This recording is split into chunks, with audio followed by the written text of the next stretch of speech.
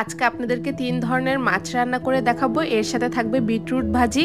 এই নিয়েই থাকবে আজকের ব্লগটি। আসসালামু আলাইকুম, কেমন আছেন সবাই? আপনাদেরকে আরেকটি নতুন ব্লগে স্বাগত জানাই। যেহেতু আজকে ইলিশ পাবদা আর বোয়াল মাছ রান্না করবে, এর জন্য প্রথমে মাছগুলো ভিজিয়ে নিয়েছি। ইলিশ মাছও কাটা নেই, কাটতে হবে। আর পাবদা মাছ যে কাটা থাকে না, এটা আমার জানা ছিল না।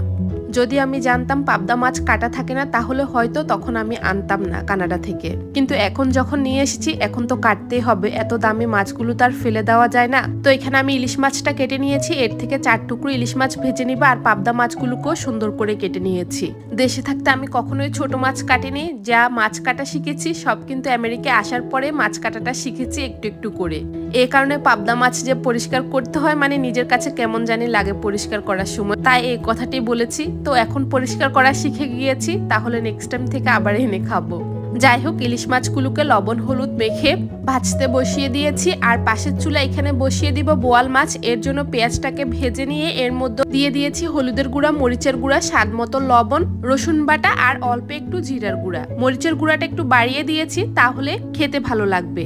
ও হ্যাঁ, বোয়াল মাছটাকে কিন্তু আমি ভেজে নিয়েছি, মানে বেশিক্ষণ ভেজে নিইনি, 1-2 মিনিট এপাশ ওপাশ উল্টিয়ে ভেজে নিয়েছি। আর এই বোয়াল মাছটাও কিন্তু আমি কানাডা থেকে নিয়ে এসেছি। আর ওনাদেরকে ফোনে বলেছিলাম বোয়াল মাছটা রেগুলার সাইজে কেটে দিতে, কিন্তু দেখুন 2 কেজি বোয়াল মাছ কেটে কত ছোট ছোট করে দিয়েছে, মানে পেটি আর পিঠের অংশটা আলাদা আলাদা করে দিয়েছে। কিছুই করার নেই, যেভাবে কেটে দিয়েছে সেভাবে এখন খেতে হবে। যাই হোক, মশলাটা ভেজে নিয়ে এর মধ্যে পানি দিয়ে বসিয়ে দিয়েছি, মশলাটা কষে আসুক। আর এদিক দিয়ে ইলিশ মাছটা ভাজা হয়ে গেছে। আর ইলিশ মাছটা একটু বেশি কড়া করে ভেজেছি, তাহলে খেতে বেশি ভালো লাগে। আর ইলিশ মাছটা কোনো ভুনা করবো না, শুধু ভাজি করব। এর জন্য অনেকগুলো পেঁয়াজ দিয়ে দিয়েছি সেই মাছ ভাজা তেলের মধ্যে। পেঁয়াজের সাথে হলুদের গুঁড়া, অল্প একটু মরিচের গুঁড়া আর কয়েকটি কাঁচা মরিচ মাঝখান দিয়ে কেটে দিব। তারপর পেঁয়াজটাকে মিডিয়াম হিটে কিছুক্ষণ ভেজে নিয়ে নরম হয়ে আসলে ভেজে রাখা ইলিশ মাছগুলো দিয়ে আরো কয়েক মিনিট উল্টে পাল্টে পেঁয়াজটা একটু নরম হয়ে আসলে নামিয়ে নিব। বেশি পুড়িয়ে ফেলা যাবে না, আর এভাবে খেলে ইলিশ মাছের স্বাদ বেশি পাওয়া যায়। তো এই তো ইলিশ মাছগুলো ভাজা হয়ে গেছে, এটাকে বাটিতে উঠিয়ে নিয়েছি। আর এদিকে দেখুন বোয়াল মাছ রান্নার জন্য যে ঝোলটা বসিয়েছি, সেই ঝোলটা শুকিয়ে তেল উঠে গেছে। আমি এরই মাঝে এখানে একটি টমেটো কেটে দিয়েছি। আর এখন বোয়াল মাছগুলো দিয়ে দিচ্ছি। অনেকে হয়তো বলতে পারেন এত অল্প কেন রান্না করছি। যেহেতু 3-4 ধরনের তরকারি রান্না করছি, এই কারণে সবগুলো অল্প অল্প করে রান্না করেছি, না হয় নষ্ট হয়ে যাওয়ার সম্ভাবনা থাকে। আর যেহেতু পাবদা মাছটা পুরো প্যাকেট রান্না করব, এই কারণে ইলিশ মাছ আর বোয়াল মাছটা অল্প অল্প রান্না করছি। বোয়াল মাছটা মশলার সাথে কষিয়ে নিয়ে এর মধ্যে পর্যাপ্ত পরিমাণ পানি দিয়ে দিয়েছি। এবার ঝোলটা শুকিয়ে আসলে নামিয়ে নিব। আর এদিকে পেঁয়াজ ভেজে নিয়েছি পাবদা মাছ রান্নার জন্য। পেঁয়াজের মধ্যে রসুন বাটা, হলুদের গুঁড়া, মরিচের গুঁড়া আর স্বাদ মতো লবণ দিয়ে দিয়েছি। আসলে জানেন, দেশে থাকতে আমি কখনোই এসব মাছ রান্না করিনি। যেহেতু বিয়ে হওয়ার পর শ্বশুর বাড়িতে শাশুড়ি রান্না করতো, আর বাপের বাড়িতে তো আমার আম্মু রান্না করতো। এই কারণে আমার কখনোই এসব মাছ রান্না করা হয়নি। আর এদিকে আপনাদেরকে দেখিয়ে দিচ্ছিলাম, আমার হাজবেন্ডকে বলেছিলাম একটু টমেটো কেটে দিতে। দেখুন, সে পচা গলা সব টমেটো কেটে দিয়েছে আমাকে। এখন এগুলিকে আবার কেটে পচাটা ফেলে দিতে হবে।